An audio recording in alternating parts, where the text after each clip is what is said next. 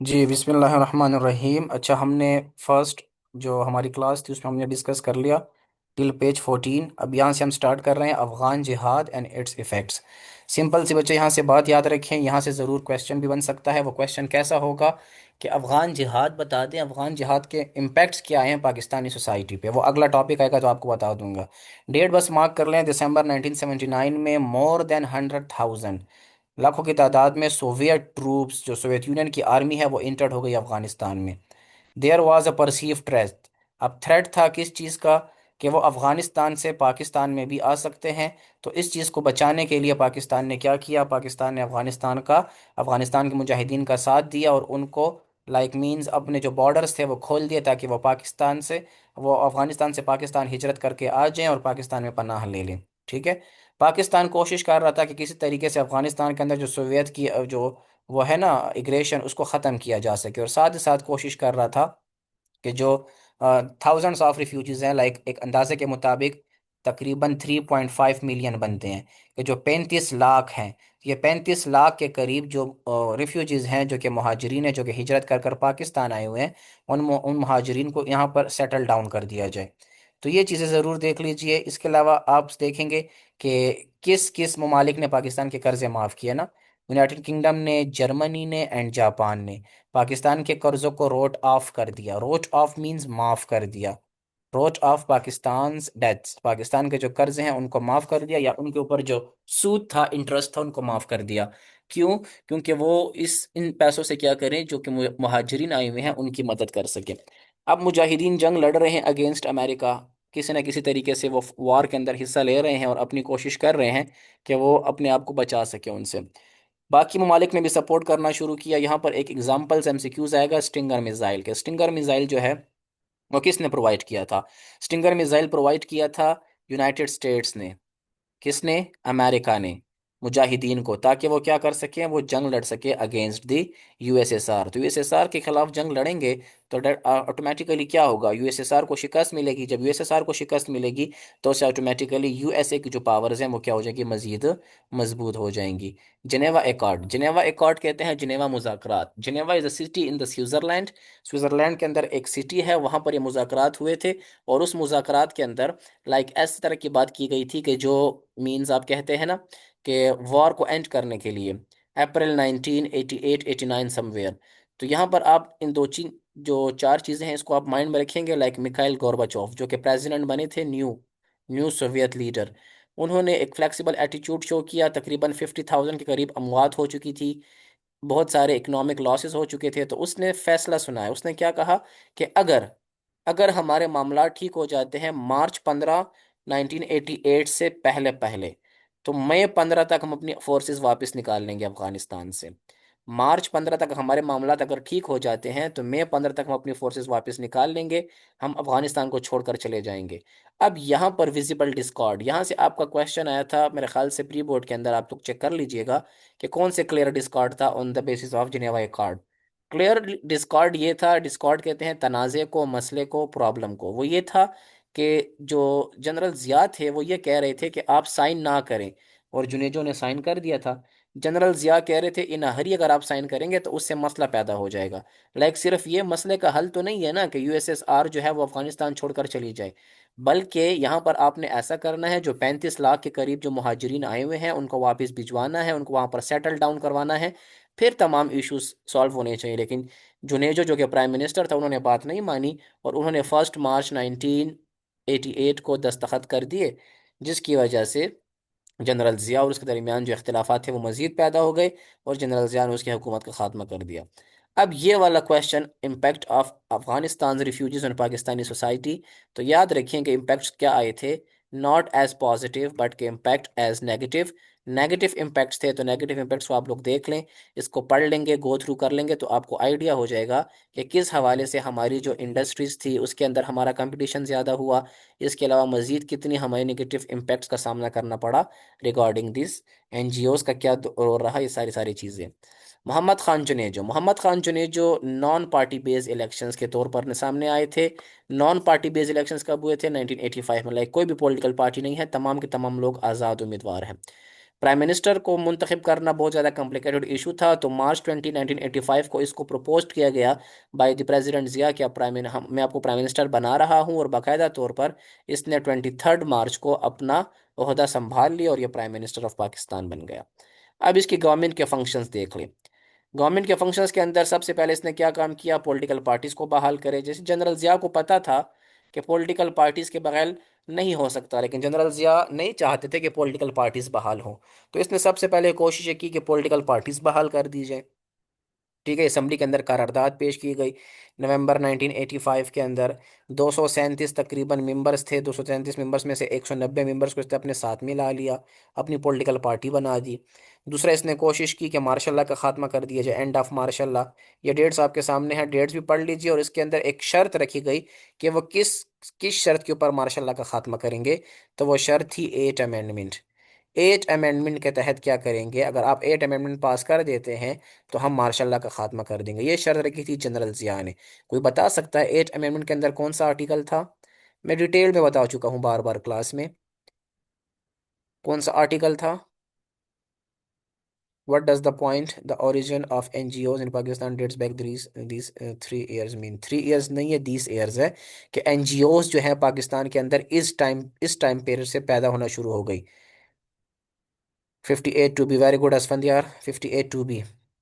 तो 58 2B eight amendment के अंदर लाई गई, जिसने पावर दे दिया प्रेसिडेंट को, जनरल जिया को, कि वो क्या कर ले, वो मार्शल लॉ लगा के वो मार्शल लॉ का खात्मा कर ले, और उसके पास पावर्स मौजूद थे कि जब भी वो चाहेगा, वो जब भी चाहे किसी भी पॉलिटिकल पार्टी की हुकूमत ख़त्म कर सकता है, प्राइम मिनिस्टर को हटा सकता है।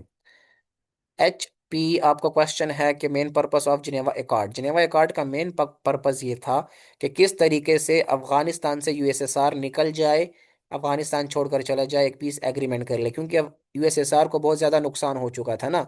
50,000 के करीब अमवात हो चुकी थी, इमेंस इकोनॉमिक लॉसेस हो चुके थे। तो ये मेन पर्पस था जिनेवा एकॉर्ड का कि उस एग्रीमेंट के तहत वहाँ से वापस निकल जाए।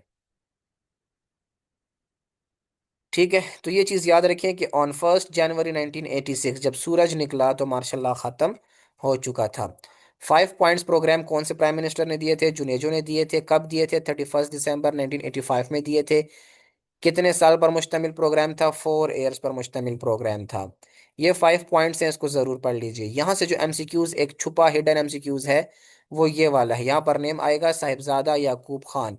ये साहिबजादा याकूब खान कौन से मिनिस्टर थे? He was the foreign minister on Afghanistan issue. Like Afghanistan के मसले को डील करने के लिए जो वजीर खारजा थे, वो किसका क्या नाम था? फॉरेन मिनिस्टर था। तो जुनेजो ने उसको हटा दिया, जुनेजो ने उसको हटा दिया और दूसरे बंदे को अपॉइंट कर दिया। तो ये एक भी बहुत बड़ा इशू था, इसको जनरल जिया ने लगाया था और जुनेजो ने हटा दिया था। फिर ये आपके सामने अप्रैल 10 1988 में एक इंसिडेंट आता है जो कि कहलाता है ओजड़ी कैंप के नाम से, ओजड़ी कैंप इंसिडेंट। ये ओजड़ी कैंप इंसिडेंट तो है, ये ओजड़ी कैंप क्या है? ओजड़ी कैंप जो है रावलपिंडी के अंदर एक आर्म डिपार्ट है, जहाँ पर आर्मी का असलहा रखा जाता है। यहाँ पर आग लग गई थी, और आग लगने के बाद यहाँ पर क्या किया गया था, इसको ब्लास्ट हुआ था, और ब्लास्ट के वजह से बहुत ज़्यादा लोगों को नुकसान पहुंचा था, प्रॉपर्टी को भी और लोगों को भी, लोगों की जानों को भी। तो जिस वजह से आप कहते हैं कि इसकी इंक्वायरी करवाई जाए, तो इस इंक्वायरी करवाने के नतीजे में जुनेजो की गवर्नमेंट को बहुत ज़्यादा मुश्किलात का सामना करना पड़ा। यहाँ पर आपसे क्वेश्चन पूछा जा सकता है, राइट एनी 3 कॉजेज। कोई सी 3 वजूहात बता दें। 3 causes offered of the dismissal of Junejo's government, के जुनेजो की हुकूमत क्यों ख़त्म की गई, कोई सी 3 वजूहात बता दें। तो ये आपको पता है ना कि on May 22 1988 he visited Korea. जब वो वापस आता है 29 मई को, वहां पर वो जो मिलिट्री के खिलाफ बात करता है, उसको समझा जाता है कि वो, देखे ना, ये his remarks on restoration of democracy, के डेमोक्रेसी को मैंने बहाल करवाया है। जनरल जिया की हुकूमत कहता है ये तो हमारे खिलाफ बातें कर रहा है। तो जब वो वापस आता है नेक्स्ट डे पर, उसकी हुकूमत का खात्मा कर दिया जाता है। जनरल जिया नेशनल असम्बली भी ख़त्म कर देता है और प्रोविंशियल असम्बलीज भी ख़त्म कर देता है, और ये 3 वजूहात बताता है, नंबर 1, नंबर 2, नंबर 3, के इन 3 वजूहात की बुनियाद पर मैंने क्या किया है, इनकी हुकूमत का खात्मा किया है।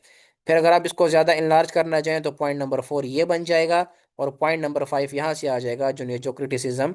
ये यहाँ पर ये एंड को आप नहीं लिखेंगे, फिर गवर्नमेंट के बाद फुल स्टॉप लगा देंगे, तो ये 5 पॉइंट्स हो जाएंगे और पूरा आपका आंसर कवर हो जाएगा। बहावलपुर इंसिडेंट, बहावलपुर इंसिडेंट क्या था? जब जनरल जिया की डेथ हो गई थी, कब हुई थी, क्या डेट थी? 17 अगस्त 1988। ठीक है, क्यों? जियाज प्लेन, जनरल जिया का जो जहाज था, shortly after take off from Bahawalpur airport met an accident, एक एक्सीडेंट हुआ in which he was killed, जिसकी डेथ हो गई जनरल जिया की, along with 30 अदर्स। इसके बाद गुलाम इसाक खान जो कि चेयरमैन सेनेट थे, वो पाकिस्तान के प्रेसिडेंट बन गए। मिर्जा असलम बेग जो है वो पाकिस्तान के न्यू आर्मी चीफ बन गए थे।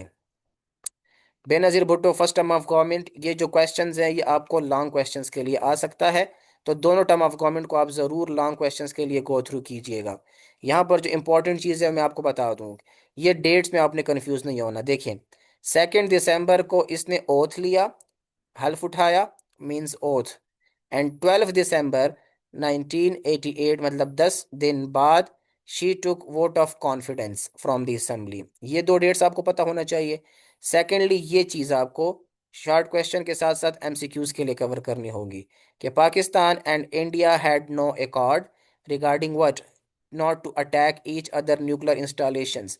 तो वो जनरल, सॉरी जनरल कह रहा हूँ, जो बेनज़ीर भुट्टो थी, उनकी दौर हुकूमत के अंदर पहली मर्तबा ये एग्रीमेंट साइन हुआ था। जी सुहेब नहीम, क्वेश्चंस कर सकते हैं आप। तो पहली मर्तबा ये एग्रीमेंट साइन हुआ था, कब हुआ था? December 31, 1988 के अंदर।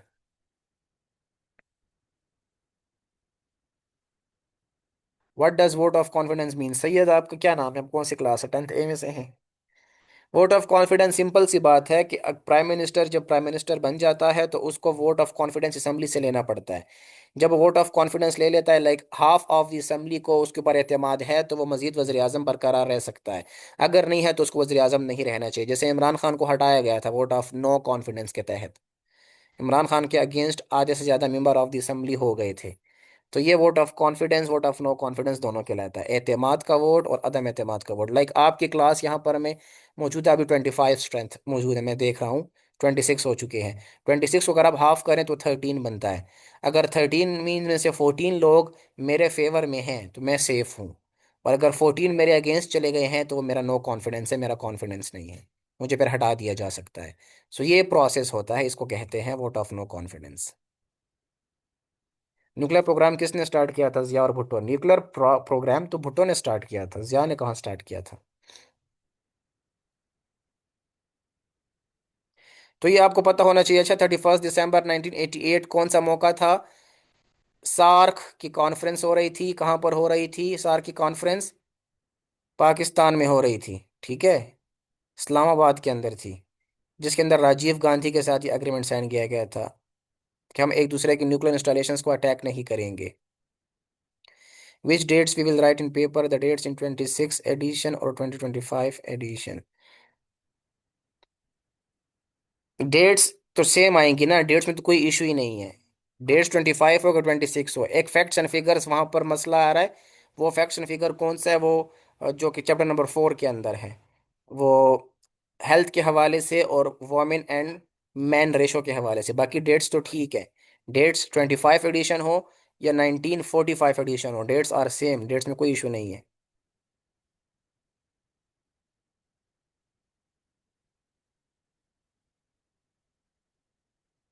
फिर यहां से ये भी एक बहुत ही छुपा शॉर्ट क्वेश्चन है, people's work programme along with MCQ, कि पीपल वर्क प्रोग्राम किसने शुरू किया था?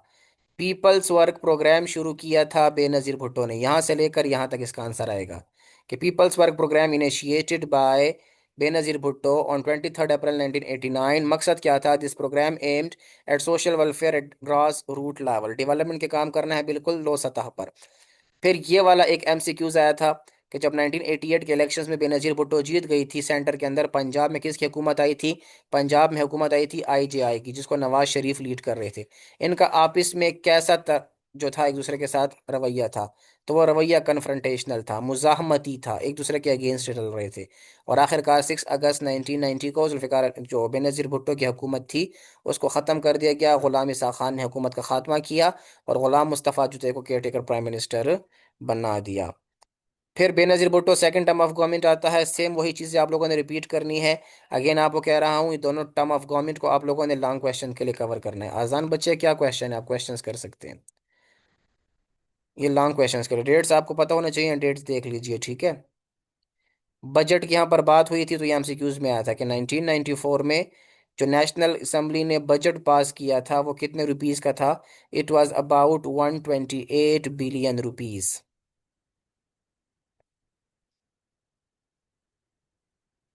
फिर ये आगे टैक्सेस मैक्सेस तमाम चीज़ें आप लोग कवर कीजिएगा।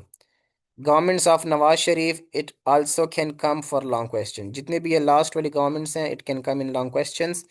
इसमें से आपको ये चीज़ पता होना चाहिए कि जो यहाँ पर नेशनल फाइनेंस कमीशन है एनएफसी, इसका इजरा किसने किया था? ये नवाज शरीफ ने किया था। फिर इसके बाद इरसा, इंडस रिवर सिस्टम अथॉरिटी, किसने इजरा किया था? नवाज शरीफ की गवर्नमेंट ने। प्राइवेटाइजेशन, ये तमाम के तमाम जितने भी है ना, ये मैं यहाँ पर स्टार लगा रहा हूँ, ये एक हेडिंग आपकी बन सकती है। इसके बाद ये वाली आपकी अलग से हेडिंग बन सकती है, पॉइंट बन सकता है। ठीक है। फिर उसके बाद ये शरीयत बिल, ये आपकी अलग से क्वेश्चन हेडिंग बन सकती है। शरीयत बिल किसने किया था? डेफिनेटली नवाज शरीफ के दौर हुकूमत में हुआ था। यहाँ से आपका आंसर जो है वो मज़ीद इनलार्ज हो सकता है। फिर सेल्फ एम्प्लॉयड स्कीम, ये वाला, ये किसने किया था? ये भी नवाज शरीफ के दौर हुकूमत में हुआ था। फिर आगे चलते हैं। मोटरवे, मोटरवे किसने लॉन्च किया था? नवाज शरीफ की गवर्नमेंट ने लॉन्च किया था। पहली गवर्नमेंट ने लॉन्च किया था, दूसरी गवर्नमेंट ने पूरा किया था। सेल्फ रिलायंस, तो ये देखें तमाम खुद ब खुद आपकी हेडिंग्स बन रही हैं। ये तमाम की तमाम हेडिंग्स होती जाएंगी, इसके कीवर्ड्स आप उठाते जाएं और उसके हेडिंग्स बनाते जाएं। Asfandyar. Ji Asfandyar. Sir please explain IRSA. IRSA जो है Indus river system authority, like दरियाए सिंध के पानी को तकसीम करने के लिए चारों सूबों के दरमियान दरिया सिंध का पानी तकसीम किया जाएगा, उसके लिए एक एग्रीमेंट बनाया गया। इसका नाम था IRSA, Indus river system authority. Like दरियाए सिंध आप देख लेना ज़्यादातर कहाँ पर है? तमाम सूबों में है एक्सेप्ट बलोचिस्तान। तो पानी को कैसे तकसीम किया जाएगा पूरे मुल्क के अंदर, उसके हवाले से इरसा के हवाले से एक एग्रीमेंट किया गया इंडस रिवर सिस्टम अथॉरिटी के हवाले से।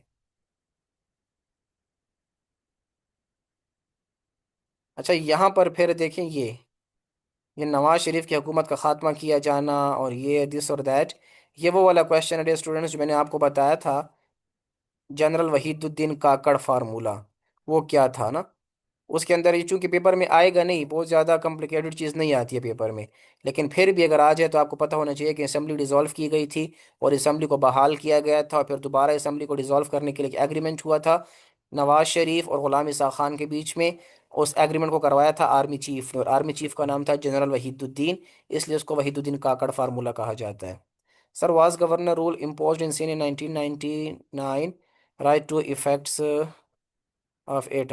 हाँ मैं आगे बता रहा हूँ, ये आगे आ जाएगा। गनी, ये आगे जहाँ पर है ना पाकिस्तान बिकेम न्यूक्लियर पावर, अगले पेजेस पे है, मैं बता देता हूँ उसका आंसर वहाँ से। Faizan, sir in the end please tell the important topics to me before people work programme. Video आपके साथ शेयर कर दी जाएगी, लिंक इंशाल्लाह ग्रुप में, आप उसको दोबारा से अटेंड कर सकते हैं जो लेट आए थे।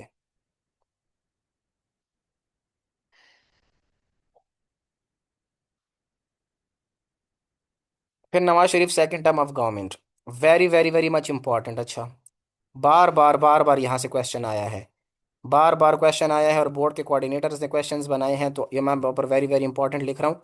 ये अपने पास मार्क कर लीजिएगा, फिर पेपर के बाद मुझे बताइएगा कि सर यहाँ से क्वेश्चन में आप देखेंगे क्वेश्चन आया था कि नहीं आया था। इंपॉर्टेंट चीज़ है। लाइक कौन कौन सी अमेंडमेंट, एक 13th अमेंडमेंट और एक 14th अमेंडमेंट। 13th अमेंडमेंट ये है, यहाँ से लेकर, मीन्स यहाँ से ना, गवर्नमेंट संभालने के बाद यहाँ तक, और फिर यह 14th अमेंडमेंट है जो कि यहाँ से लेकर यहाँ तक है। ये तो ये 13th प्लस 14th अमेंडमेंट, तो आपसे पूछा जा सकता है which two constitutional amendments were made during the Nawaz Sharif term of government. तो 13वीं अमेंडमेंट और 14वीं अमेंडमेंट, अमेंडमेंट क्या होता है? कॉन्स्टिट्यूशन के अंदर चेंजेस करना। तो 13वीं और 14वीं अमेंडमेंट्स क्यों की गई थी? वो इसलिए की गई थी ताकि जो 13वीं अमेंडमेंट के अंदर आर्टिकल नंबर 58(2)(b था ना, पढ़ लीजिएगा ज़रूर इसको, यहाँ से लेकर है इसका क्वेश्चन आंसर यहाँ तक, कि जो अमेंडमेंट के तहत वो पावर्स थे वो उसको वापस ले लिए गए थे, अभी असेंबली डिसॉल्व नहीं कर सकता था। इससे क्या फ़ायदा हुआ था? इससे 13th अमेंडमेंट से restored the parliamentary character of original 1973, असली हालत में वापस आ गया था। 14th अमेंडमेंट क्लोर जो फ्लोर क्रॉसिंग है उसके हवाले से की गई थी। अच्छा, अभी आप पूछ रहे हैं कि क्या क्यों लगाया गया था, मीन्स वो, यू कैन से दैट ना कि गवर्नर रूल। ये है, देखें गनी, आपका आंसर यहाँ है। On 30 October 1998 the Sindh assembly was dissolve and governor rule was imposed in the province. क्यों? इससे पहले क्या हुआ था? In June 1998 200 people lost their lives in terrorist attacks in Karachi. जब टेररिस्ट अटैक्स हो गए थे, दहशतगर्दी के हमले हो गए थे, तो वहाँ पर अमन व अमान की सूरत हाल ख़राब थी। तो इस वजह से गवर्नर रूल इम्पोज कर दिया गया था यहाँ पर। ठीक है। फिर ऑन 12 अक्टूबर 1999 क्या होता है? बाकायदा तौर पर मुशर्रफ की हुकूमत आ जाती है। मुशर्रफ जो कि श्रीलंका से वापस आ रहे होते हैं, कोलंबो से, और वो अपने पास कौन से पावर रखता है? वो अपने पास पावर रखता है as an country's chief executive, कि मैं मुल्क का नया चीफ एग्जेक्टिव हूँ। और नवाज शरीफ की हुकूमत का खात्मा कर दिया जाता है। फिर उसके बाद जून 2001 के अंदर फिर वो मुशर्रफ जो है ना प्रेसिडेंट भी बन जाता है, उससे प्रेसिडेंसी वापस ले लेता है। फ्लोर क्रॉसिंग को एक्सप्लेन कर दूं? अच्छा, टाइम कम है बच्चन, नमाज का टाइम है। Why president did not opposed it? During 13th amendment, why president did not oppose it? President कैसे अपोस्ट करता है? क्योंकि अमेंडमेंट करने के लिए 2/3 मेजोरिटी चाहिए होती है। 1973 कॉन्स्टिट्यूशन क्या जो अकॉर्डिंगली 2/3 मेजोरिटी की जो हुकूमत आई थी ना, वो नवाज शरीफ की हुकूमत में वो खुद अपनी 2/3 मेजोरिटी लेकर आ गया था। तो प्रेसिडेंट तो कर ही नहीं सकता, क्योंकि कॉन्स्टिट्यूशन के अंदर ये चीज़ शामिल है कि अगर 2/3 मेजोरिटी आ जाएगी तो आपने अमेंडमेंट करनी है। तो 2/3 मेजोरिटी आ गई थी, नवाज शरीफ के अपने मेंबर्स थे, प्रेसिडेंट के पास पावर ही नहीं थे कि प्रेसिडेंट को इग्नोर कर सकता था। आप पूछ रहे थे, जिसका भी क्वेश्चन था कि 14th अमेंडमेंट जरा बता दें। 14 अमेंडमेंट में यह है फ्लोर क्रॉसिंग ना, फ्लोर क्रॉसिंग में यह है कि अगर एक पार्टी चेयरमैन ने कह दिया कि आपने ये काम नहीं करना और आप वो काम करते हैं, तो पार्टी चेयरमैन के पास ये पावर्स है कि वो आपकी पार्टी मेंबरशिप खत्म कर दे। जैसे इमरान खान की जानिब से शेर अफजल मरवत को मना किया गया था कि आपने दूसरों के साथ बैठना नहीं है, या आपने पार्टी के खिलाफ बयानियां नहीं देना, या आपने आपने वोटिंग में पार्टी को सपोर्ट करना है। लेकिन वो कुछ ऐसे काम उन्होंने किए, तो पार्टी चेयरमैन ने क्या किया? उसकी मेंबरशिप खत्म कर दी। पार्टी चेयरमैन के पास ये पावर्स होते हैं कि वो आपकी मेंबरशिप खत्म कर दें। तो ये इलेक्शंस के अंदर, जो असेंबली के अंदर इलेक्शंस होते हैं, हर पार्टी के जो मेंबर्स होते हैं वो अपने पार्टी प्रेसिडेंट की, पार्टी कवानीन की, कानून की बात मानते हैं। अगर वो पार्टी की कानून की खिलाफ वर्जी करें, तो आपकी मेंबरशिप खत्म की जा सकती है। लाइक आपको आपके टीचर्स की बात कहें, तो आप बाउंड है ना उनकी बात मानने के। अगर आप नहीं मानेंगे, तो डेफिनेटली आपको फिर कॉन्सिक्वेंसेस सामना आएगा। तो ये था। Does an army general is head of governor rule? Know army general, governor rule का हेड जो होता है वो गवर्नर होता है सूबे का। आर्मी जनरल नहीं होता है, सूबे का गवर्नर होता है। हर एक सूबे का अपना गवर्नर होता है ना, तो वो फिर गवर्नर रूल के अंदर आ जाता है। अच्छा डियर स्टूडेंट्स, ये लास्ट कुछ टॉपिक्स देख लेते हैं। Local government, local government means मकसद क्या था? ताकि इख्तियारात को निचले सतह पर तकसीम किया जाए। बिल्कुल लो सतह पर। तीन किस्म की डेट्स आएंगी, लाइक 23 मार्च 2000 को इसने सिर्फ प्रोपोज किया प्लान को, 14 अगस्त को अनाउंस्ड किया, और फिर दिसंबर से लेकर, यहाँ पर आएगा दिसंबर 2000 से लेकर जुलाई 2001 तक इलेक्शंस करवाए। कितने टीयर इलेक्शंस थे? थ्री। थ्री उसमें मुश्तमिल थे। अच्छा, थ्री टीयर्स थे। कौन कौन से थे? यूनियन कौंसल था, तहसील कौंसल था, एंड डिस्ट्रिक्ट कौंसल था। यूनियन, जो टाउन तहसील, मतलब तीन तीन ही आएंगे इसके अंदर, यूनियन और टाउन तहसील वो एक हो जाएगा, और डिस्ट्रिक्ट तीन कौंसल आ जाएंगे। वो जो मौजूदा डिविजनल कौंसल था वो ख़त्म कर दिया गया था। इसको पढ़ लेंगे, ये इनके फंक्शंस के बारे में बात कर रहा है। फिर लोकल गवर्नमेंट ऑर्डिनेंस 2005 आया था। इसके और उसमें क्या फ़र्क था? मेंबर्स की तादाद में कमी आ गई थी। पहले 21 मेंबर्स थे, अब इसके तहत 13 मेंबर्स कर दिए गए थे। रेफरेंडम के तहत मुशर्रफ ने खुद को प्रेसिडेंट बना दिया। रेफरेंडम कब हुआ? अप्रैल 30 2002 में हुआ, और बाकायदा तौर पर मुशर्रफ प्रेसिडेंट बन गया था for the 5 years. Legal framework order 21 अगस्त 2002 में हुआ था, जिसके तहत मुशर्रफ साहब ने कहा था कि मैंने लेकर अगस्त से लेकर अभी तक मैंने जितने भी फैसले सुनाए हैं वो तमाम के तमाम ठीक है, आप उसको चैलेंज नहीं कर सकते। तो ये जो है ना, ये इसके लीगल फ्रेमवर्क ऑर्डर के अंदर ये चीज़ शामिल थी। जनरल इलेक्शन 2002 की बात करते हैं, तो डेट आपको पता हो, 10 अक्टूबर 2002 को हुई थी। जनरल सीट्स कितनी थी? तकरीबन वो 272 सीट्स थी। ये आपके सामने 272 सीट्स, ये 272 सीट्स थी जिस पे इलेक्शंस होना था। जब इलेक्शंस हो गया, तो इलेक्शंस का ये रिजल्ट आपके सामने आया। ये इंपॉर्टेंट टेबल चार्ट है, इसको ज़रूर पढ़ लीजिएगा, आपको पता हो जाना चाहिए कि कौन सी गवर्नमेंट बनी थी। अगर रिजल्ट्स की बात करें, तो पाकिस्तान मुस्लिम लीग क्यू, जो कि चौधरी शुजात हुसैन की पार्टी है, वो जीत गई थी। इसके बाद नेशनल पार्टी आई थी, और 130 सीट जो है 130 सीट जो है वो जीती थी। PMLQ ने पंजाब के अंदर, नेशनल असम्बली के अंदर जीती थी 72 सीट्स। इसके बाद दूसरी जो मेजर पार्टी थी वो पाकिस्तान पीपल्स पार्टी थी जो कि 63 सीट्स जीती थी, और एमएमए जो कि आल दी जितनी भी मुत्तहिदा मजलिस अमल इस्लामी पार्टियां हैं वो 45 सीट्स जीती थी। ठीक है। हुकूमत किसने बनाई थी? पंजाब और सिंध के अंदर पीएमएलक्यू की हुकूमत बन गई थी, पाकिस्तान मुस्लिम लीग कायद की। खैबर पख्तूनख्वा और बलूचिस्तान के अंदर एमएमए की हुकूमत बन गई थी। Questions from Azan Khan. What is the meaning of union? Union means इत्तेहाद। Intekhab Alam. Home government was in Sindh at time of governor rule and who was governor. इतनी ज्यादा कॉम्प्लिकेटेड चीजें आपसे नहीं पूछी जा सकेंगी, ठीक है। आप सिर्फ ये देखेंगे गवर्नर रूल क्यों खत्म किया गया था। I think so doctor Ishratul Ibad he was governor at that time. Musharraf की मॉडरेट पॉलिसीज देख लेंगे, वही 9/11 है, सितंबर 11 2001, जब अटैक किया गया था वर्ल्ड ट्रेड सेंटर के ऊपर। 2,998 लाइक तकरीबन 3,000 लोगों की डेथ हो गई थी, और कहा गया था ये अलकायदा ग्रुप ने किया है, अफगानिस्तान ने। तो अमेरिका फिर क्या हो गया था, वो अफगानिस्तान में आ गया था।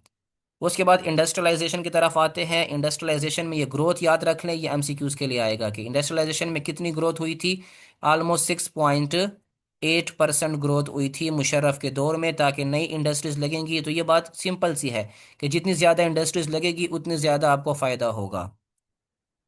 डिफेंस एग्जीबिशन ये अभी भी एमसीक्यूज में आया था, शॉर्ट क्वेश्चन में भी आ सकता है। किस नाम से था? आइडियाज 2000 के नाम से था। कराची में था। कब से कब तक था? 14 नवंबर से लेकर 17 नवंबर 2000 तक था।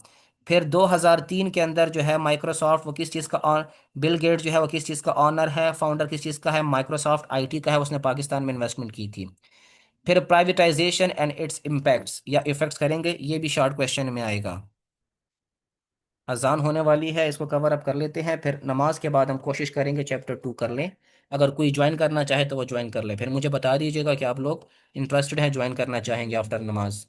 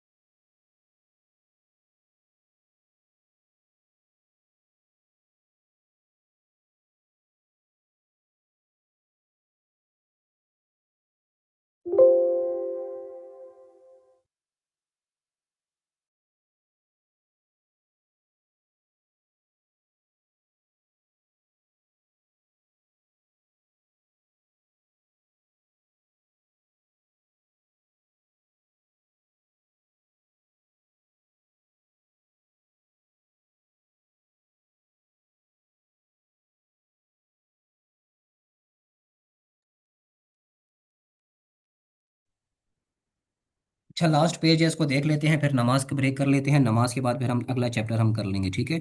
प्राइवेटाइजेशन एंड इट्स इफेक्ट्स की बात कर रहे हैं ना, तो ये इफेक्ट्स आपके सामने आएंगे। प्राइवेटाइजेशन क्या होता है? Totally opposite to the nationalisation. Nationalisation के अंदर आप स्टेट कंट्रोल में दे देते हैं, और प्राइवेटाइजेशन में आप स्टेट से लेकर आप प्राइवेट ऑनर्स को दे देते हैं। जैसे अभी आपने देखा ना, जो आपने पीआईए को प्राइवेटाइज किया था। ये उसके इम्पैक्ट्स है 3, और इम्पैक्ट्स इसके पॉजिटिव आएंगे, क्योंकि मुकाबला ज़्यादा होगा। जब मुकाबला ज़्यादा होगा तो डेफिनेटली फ़ायदा ज़्यादा होगा। फिर ये रिफॉर्म्स हैं मुशर्रफ की रिजीम के अंदर और शौकत अजीज़ के रिजीम के अंदर। इकोनॉमिक रिफॉर्म्स हैं, वो क्या किए गए थे? जनरल सेल्स टैक्स बढ़ा दिए थे, टैक्स को कम कर दिया था, और टैक्स नेट को जाल को बढ़ा दिया था। ठीक है। डायरेक्ट इन जो टैक्सेस थे लोगों के ऊपर कम कर दिए थे, गरीबों पे कम कर दिए गए थे। ये तमाम चीज़ें आप लोग देख लें। सोशल रिफॉर्म्स में क्या किया गया था? सोशल रिफॉर्म्स में ख़वातीन के हवाले से मॉडरेशन पॉलिसी लाई गई थी।